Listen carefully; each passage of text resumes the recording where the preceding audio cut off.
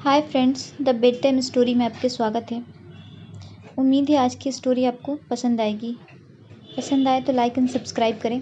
किसी ने बहुत ही बढ़िया बात कही है कि हर सुबह अवसर आपके दरवाजे खटखटाएंगी, लेकिन तुम सोते रह गए तो धीरे से निकल जाएगी। ऐसे ही एक कहानी है एक लड़के की। वह लड़का पेट्रोल पंप पे काम किया करते था। उसके भी कई सारे सपने थे।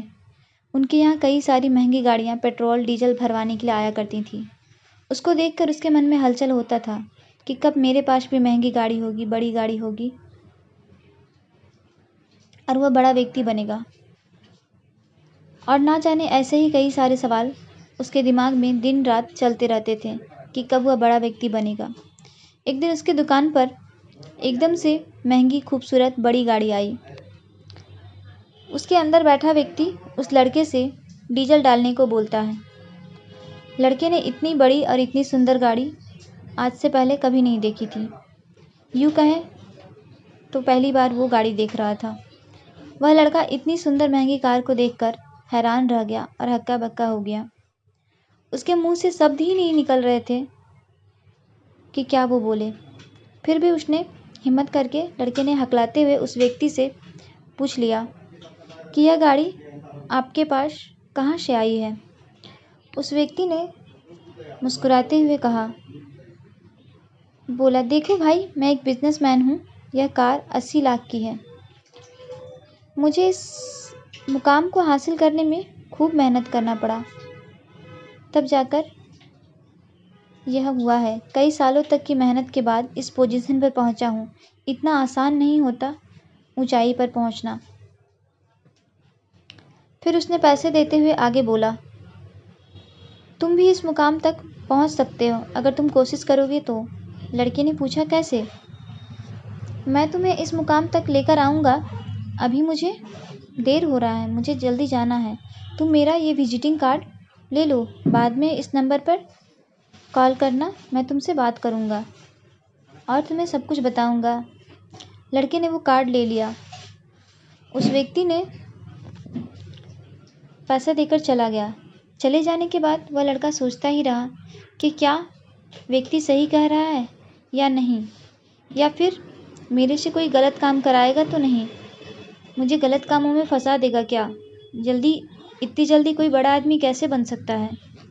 ऐसे ही ना जाने उसके मन में ढेरों विचार आ रहे थे। तरह तरह की बातें उसके दिमाग में घूम रही थी कि क्या होगा क्या नहीं होगा। दिन भर इसी बारे में सोचते रहे। घर जाने का समय हो गया। तभी वहीं पास में पड़े डस्टबिन में, क्या यार, ऐसा भी कुछ होता है क्या? अपना तो यही ज़िंदगी है, इसी क्रम में खुश है, इसी काम में मन लगा के करेंगे, कहते विजिटिंग कार्ड को फाड़ डाला और डस्टबिन में फेंक दिया। अपना काम ऐसे ही चलने लगा। देखते देखते 5 साल कब गुजर गए पता ही नहीं चला। वो उसी पेट्रोल पंप में काम करता रहा। एक दिन वैसे ही कार फिर उसके दुकान पर आकर खड़ा हुई। उसके मन में ढेर सारे वैसे ही विचार आती रही। फिर से उसके दिमाग में बहुत सारे सवाल खड़ा हो रहे थे। लड़के ने उससे ही पूछ लिया कि यह कार आपके पास कैसे आई।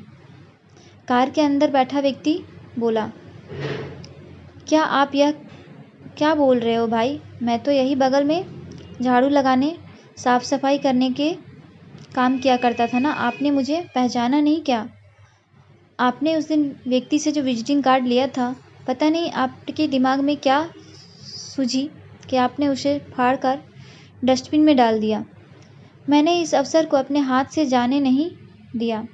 मैंने बड़ी मेहनत से फटे हुए टुकड़ों को, विजिटिंग कार्ड को जोड़कर एक एक करके जोड़ा और उस नंबर पर कॉल किया। उसी व्यक्ति ने मुझे काम पर रख लिया। धीरे धीरे मैं सभी कार्यों को सीखता गया।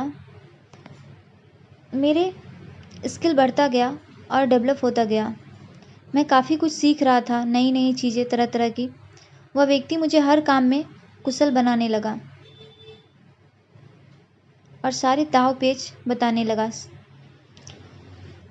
सारे दाव पेच सीखता रहा। मैं भी मेहनत से काम करना, मुझे आगे के पद के लिए प्रमोशन मिलता रहा। देखते ही देखते इन 5 सालों में काफ़ी कुछ हासिल कर लिया।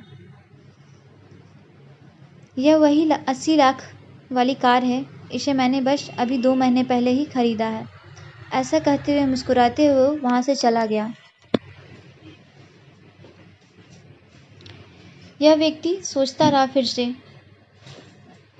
कहानी से हमें यह सीख मिलती है कि बहुत से अवसर मिलते हैं, लेकिन हम उन अवसरों को पहचान नहीं पाते हैं, क्योंकि हम दूसरे के बहकावे में आ जाते हैं या खुद से ही बहाने बनाने लगते हैं। इसी चक्कर में हम कुछ भी नहीं कर पाते हैं।